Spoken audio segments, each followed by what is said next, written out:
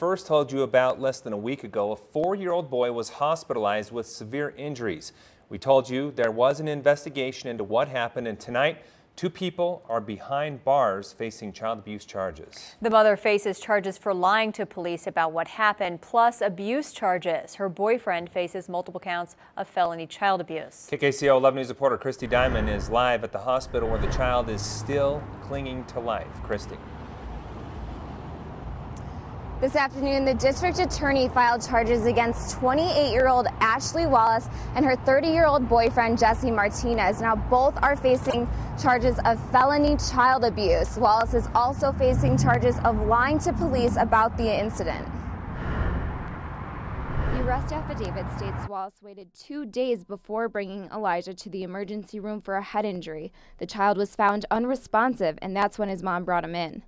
The records show Wallace and Martinez changed their stories multiple times about what led to Elijah's injuries, saying first it was a sledding accident, then changing the story to say he was hit in the head with a football, even that he fell off the counter. When doctors checked out the 4-year-old, they found a serious brain injury, a broken arm, and bruises on his back, torso, and genitals. That's when doctors told police they did not believe the injuries were because of an accident. Doctors believed Elijah would most likely be brain dead or in a vegetative state within the next day or so. At that point, all of Wallace's children were taken out of her custody by the Department of Human Services. During the investigation, Wallace admitted Martinez often wrestled too roughly with her children, making them cry. She also refused to take a lie detector test and would not give consent for the investigators to look through her phone.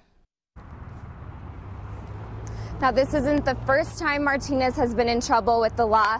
In my hand, I'm holding his 10-page criminal arrest record, and in it we find various charges, including failure to appear in court, failure to provide information to police, felony assault charges. Now, back in 2010, he was also involved in an altercation with Wallace. In that altercation, Wallace said that he hit her 50 to 100 times, landing her in the emergency room with bruises from head to toe.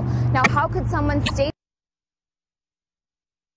It's hard for your brain to absorb the person I love is also the person who's beating me and abusing me. And you do have all sorts of coping mechanisms to justify the behavior. And if it's the person you love, you want to believe in the best. All right, we lost Christy there, but we can tell you that his family says right now they're just hoping and praying for a turnaround. But as we have mentioned, doctors have said it does not look good.